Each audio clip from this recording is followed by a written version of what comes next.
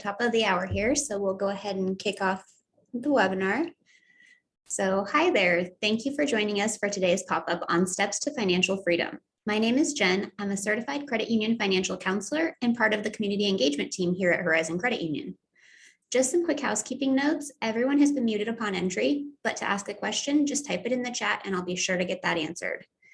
We'll use a workbook throughout the pop-up today, and the link for that was in your event invite and is also in the chat if you still need it. GreenPath is a Horizon CU partner. For those of you who are new to GreenPath, they're a nonprofit financial counseling and education organization licensed to serve people in all 50 states.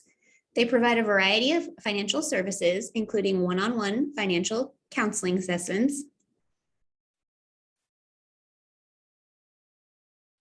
housing counseling, credit report reviews, and debt management plans. You can call GreenPath or check out free resources on their website by visiting greenpath.com/horizon. Today, we'll talk about setting financial goals, budgeting, and using credit responsibly. Follow along as we explore 10 steps to help lead you down the path to financial freedom. Have you ever wondered why you use money in a particular way? Many forces impact the development of our money personalities. You make purchases to fulfill desires and to make yourself feel a certain way. Some spending influences include advertising, media, society, friends, family, and the lure of easy credit. In order to evaluate your approach to money, you'll need to identify your attitudes about money. Where do you fit? The hoarder. The hoarder likes to save, budget, and prioritize. The spender. This one's easy. The spender likes to spend. Planner. The planner is the nitty-gritty, take it one step at a time type. Dreamer. The dreamer hatches passionate schemes, but has no idea how to make them actually come true. The merger. The merger wants to pull all of the couple's money together. The separatist. The separatist wants at least some of his or her own money. The risk taker. The risk taker loves adventurous investing. Or the risk avoider. The risk avoider goes for the sure bet. For more information on these different money personalities, please see the workbook that goes along with today's presentation. You might even find that your approach to money includes more than one profile. Take time to discover your money personality by answering the following questions about how you spend your time and money. List the things you spend your money on. List the ways you are a good spender. List the things that you would like to change in your spending. Next up, we'll cover setting financial goals and how to achieve those goals. All right, so when setting goals, they need to be specific. Goals should be specific. How much do you need to save? How long of a time frame do you have before you need that money? How many pay periods are available to save that money in? For example, you might need to save $5,000 over 2 years for a down payment to buy a house. If you get paid once each month, you will need to save $208.33 each month to achieve each pay period to achieve your goal. Measurable. Goals should be measurable. You will have to measure and monitor your progress. How will you do this?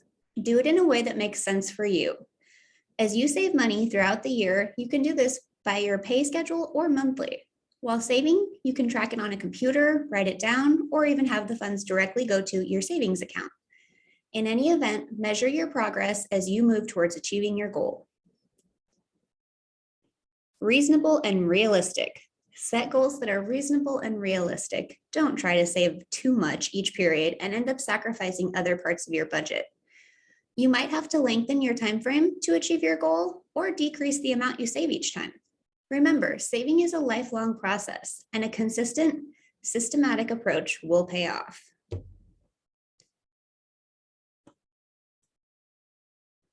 Short-term goals are those that can be reached within a year or two. Mid-term goals are those that can be achieved within 2 to 5 years. And long-term goals are those that will take you 5 or more years to accomplish. I'll give you a couple of minutes to write down your short, mid, and long-term goals. Does anyone want to share their goals once we write them down? Accountability can be a very helpful step in the process. While you guys are doing that, I'll go ahead and share that I have a goal, a pretty lofty one, maybe setting myself up for failure like we talked about in the previous slide, but I am hoping to save $10,000 this year to build a garage on my house. So that's my big goal. And then I'm also saving with a smaller goal, kind of like my snowball savings, I call it, so that I can see some results quickly, but saving for lighting in my house. So those are my two goals. Garage and new light fixtures. All right, so we'll move on in the interest of time, but remember, if you tell people those goals, that accountability piece can be very helpful. So once your goals are set, the budget will be the plan to help you achieve those goals. In its most basic form, a budget includes income, expenses, and debts. Income and debts are usually easy to identify and list. It's the expenses side of the budget that always seems to be the most challenging for people. Don't forget to include periodic expenses in your budget, such as car insurance or property taxes. Periodic expenses are commonly put on credit cards because they're not budgeted for ahead of time. But be careful, because this can result in escalating debt. A roadblock people often encounter here is that we want it all at no cost right now. When it doesn't happen, we get really discouraged. Some ways to overcome this. Realize that successful financial management takes planning, goal setting, and sacrifice. And some words of wisdom. It's not how much we earn in this life, it's how much we spend that keeps us from achieving our goals. Sheryl Crow, in her 2002 song called Soak Up the Sun, had some lyrics that can be discussed in terms of how we live our lives in relation to money. She sang, "It's not having what you want, it's wanting what you got." When people sit down and put a budget together, they will find that they have 35 to 40 different expense items, typically. Income sources are usually not as complex. There are typically about 2, 3, maybe 4 income sources in a household, depending on how many wage earners are there. But the expenses can be a troublesome area of the budget. That's why it's so important to get a handle on your budget. How many of you have tracked your expenses in detail for 3 months? Was it fun? I think we know the answer to that probably, but what did you learn? All right, well, I will admit I have not tracked my expenses for a full 3 months, but I can imagine that it would not be super fun, but it would be super enlightening as to where your money is going.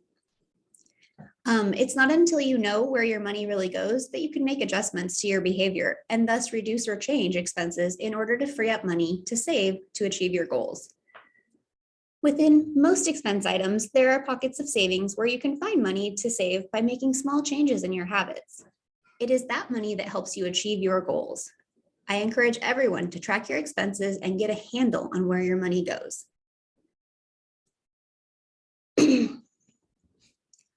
Once you've created a budget, be sure to compare it to the guidelines financial experts recommend. Most people tend to underestimate their expenses by about 25%. So I can't stress it enough, be sure to track it. Even if you don't do the full 3 months, track it for at least a month or 2, just so you can have some idea of what springs up. And next, make savings a part of your budget. A roadblock here could be, we pay our bills first, and at the end of the month, there's no money left to save. A way to overcome this could mean a disciplined method of paying yourself first and living within your means. I'll share a quote from Jane Bryant Quinn, popular personal finance writer. She wrote, "The shortest recorded period of time lies between the minute you put some money away for a rainy day and the unexpected arrival of rain." You should keep an emergency savings equal to 6 months of your income. Get started now. No matter how small of an amount, try to set something aside from your paycheck every time you get paid. $5 or $10. Once you get into a good habit, you can create a goal to increase the deposit amount and the overall balance. Remember those little pockets of savings you can find in your expenses? That is some of the money you can use to begin saving for an emergency too. So why have an emergency savings account? Well, it protects against uncertainty. It prevents the need to liquidate assets in the case of an emergency. It provides access to cash rather than credit, and it allows you to harness the power of time to prepare for an emergency.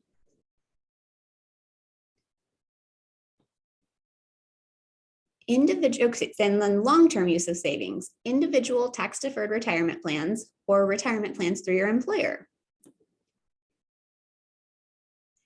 When you plan your annual budget, pay particular attention to your periodic expenses. These generally include expenses such as car repairs, maintenance, gifts, entertainment, house repairs and maintenance, clothing, vacation, and insurance. Estimate how much money you will spend in the following year in each category.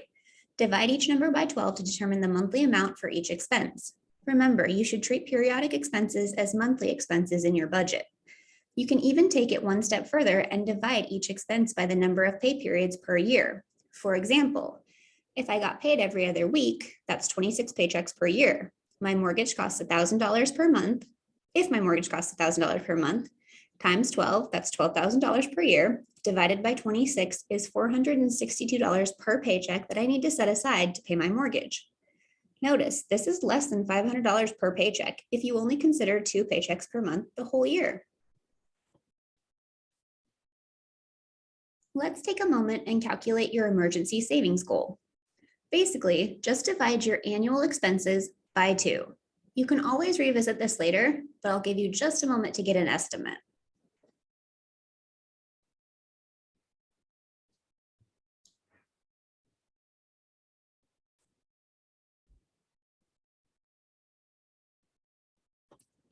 All right, we'll keep going here. For most Americans, it's a large number that many don't come close to having set aside. And because it's such a large number, many Americans say to themselves, why bother? I'll never be able to save thousands of dollars. But here's some good guidance to encourage you to get started. If both you and your partner work, 6 months of expenses may not be necessary.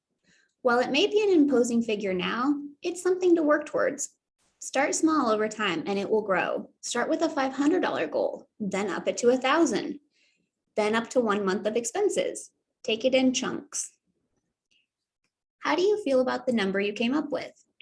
Do you think it's doable?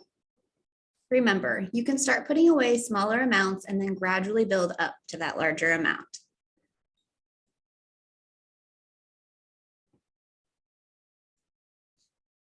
Next up, we'll discuss how you can use credit wisely. Credit cards have been around since the mid-1950s. The first was the Diners Club, and the second was Bank of America's Visa. Today, any one of us has between 5 to 10 different credit cards in our wallet at once.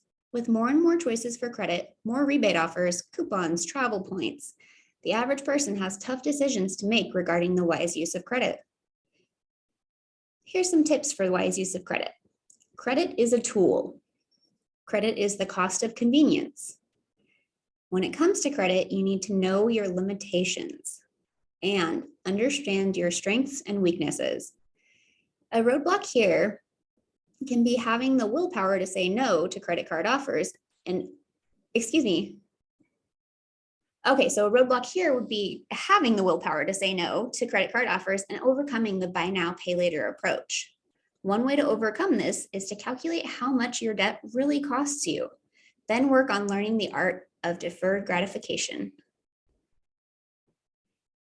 What is good debt and what is bad debt and why? Most people will identify a mortgage, a car payment maybe, and student loans as good debt and credit cards and other high interest loans as bad debt. While these are usually correct, it's best to keep all types of debt to a manageable level. I encourage you to review your credit report at least once a year.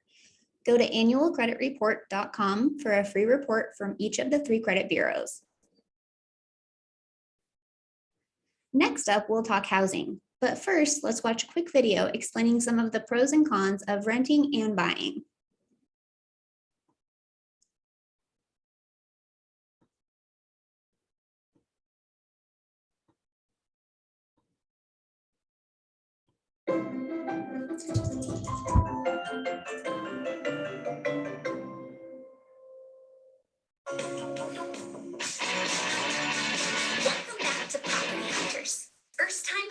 Jen is about to take a tour of 3 potential properties. But first, I want to, excuse me, down here. But first, I want to get a better sense of exactly what my client is looking for. Tell me about your absolute must-haves. Hardwood floors, and to feel like a real adult making progress in this world, and an open concept living space. What did you say? It's when the kitchen like flows into the living room. No. Before that, you're buying a house just to feel like a grown-up? Well, it's obviously better than renting, right? Anyone considering a move needs to understand the pros and cons of renting and homeownership before they make a decision either way. I'm guessing I won't be touring houses today because Doris found out I didn't do any research before coming on the show. That's exactly right. Owning a home responsibly has long-term benefits. You don't have to worry about your landlord not renewing your lease. A mortgage can be easier to budget for, too. You don't have much control over increases in monthly rent, but renting does have short-term advantages like mobility. Moving out is simpler. Plus, you can live and work in neighborhoods that would be out of your price range if you were limited to buying. It's a good point. Owning a home means I couldn't just leave for a new job or something. It would complicate things. Maybe your family is growing, or maybe you just want that stability. Either way, if you're buying a house, you want to make sure you're sticking around for at least the next 5 years. But what about the freedom? With my own place, I could finally paint the walls and have as many cats as I want to. Oh, right, sorry. As a legal owner, you're not restricted by a rental agreement. The trade-off is that you have to deal with the never-ending cycle of upkeep and repair that comes with maintaining a property. It's a huge responsibility that adds stress and expense. When you rent, your landlord takes responsibility for any major issues. At least in theory. But why keep paying my landlord when I could be putting money toward my own home instead?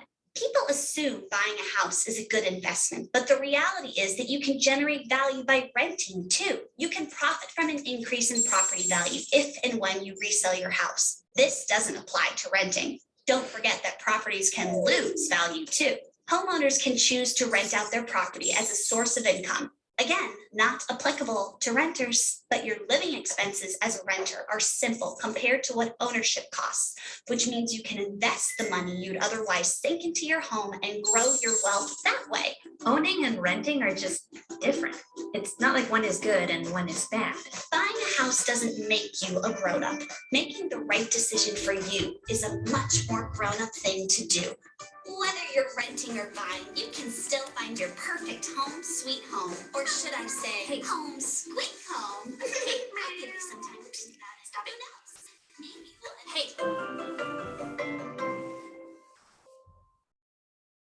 The perfect Stop place it. for you. Bad kitty. All right, we'll get back to our presentation here.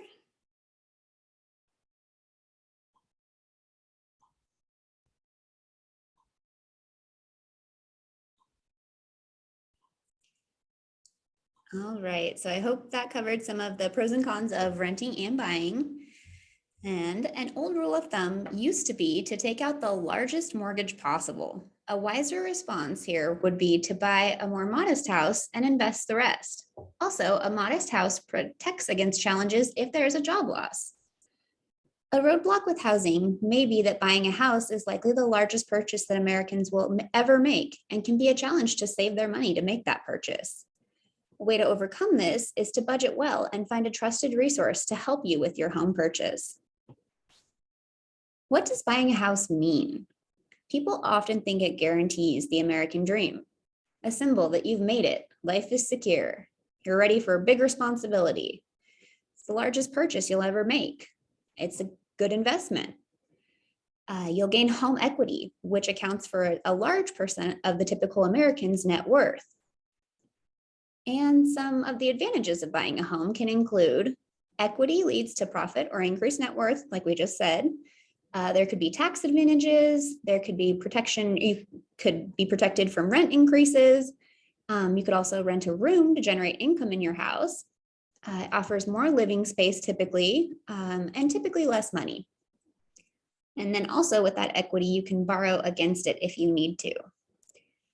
Qualifying ratios may vary by product, and the lender and lender and are important to consider. You'll want to aim for a housing debt to income ratio of 28% of your gross income. So that's your income before taxes. And then monthly debt to income ratio, so total debt to income, all of your debts up against all of your income, 36% total of that gross income will want to be the max if you're looking at buying a home. Things to consider. If you don't own a home but want to, how much house can you afford? How's your debt to income ratio? If you do own a home, some things to consider. How do your ratios look if you were to need to buy a different house or a new house today? There's no one size fits all. Buying a home may make sense for some, and renting may make more sense for others. All right, so first off, please know this information. This is for information purposes only. I cannot give legal or investment advice. Please consult an investment professional should you like to get more information on investments that are best for you. Once you have a safe place to live, a funded emergency savings account, and any monthly debt payments are at a comfortable level, building a nest egg can begin or continue. Investments. Higher risk usually means higher return or loss. Stocks. A stock is ownership in a company. Bonds are debt for the issuer, which makes you the lender. You lend money for a promise of return of interest payments. And mutual funds is where you pool your money and diversify within each class of mutual funds. Retirement plans. At work, be sure to snatch the match of 401ks or 401(b)(3)s. Max them out and then start an IRA. Roth IRAs, after the taxable input, the tax-free withdrawal comes into play there. So that's where we're talking tax advantaged. Tax advantaged investments may grow faster over time than taxable investments. And then you can start investing at a young age and take advantage of time and compounding. So never, ever, ever too early. If I could go back to 20-something Jen and tell her to start saving for retirement, I most definitely would. So there isn't much you can do to avoid taxes altogether, but you can take advantage of a number of strategies to pay less tax. Tax-deferred and tax-free investments, year-end tax planning, and taking full advantage of all the tax laws save you money when filing. Tax-free versus tax-deferred. So tax-free means that there is no tax due. Tax-deferred means that you don't owe tax on your earnings now, usually because you don't have the use of the money now.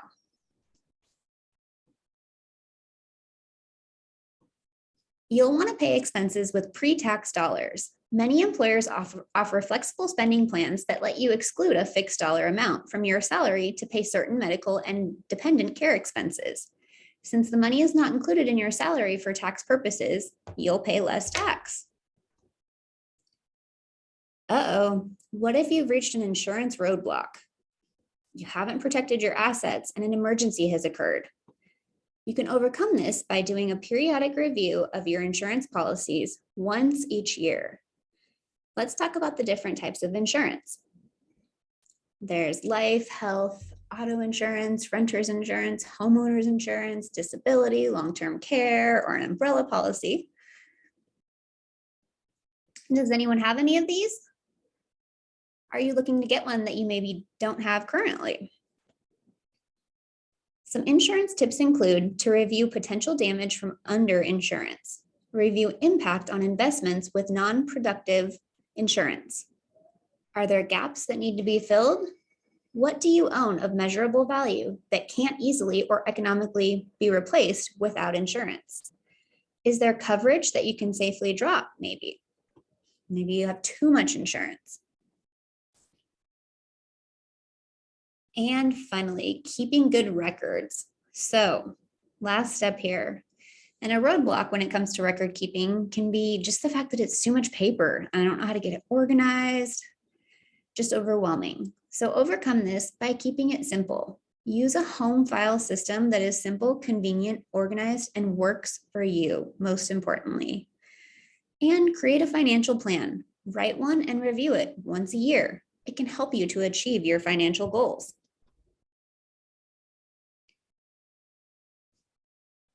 And most importantly, keep learning.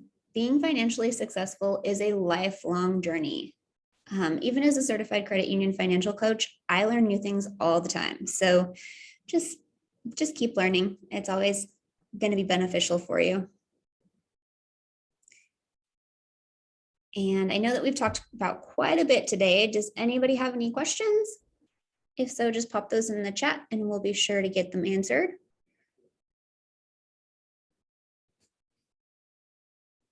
I'm not seeing any pop up here, so we'll move on. So thank you for your time, and I hope that this information was helpful today.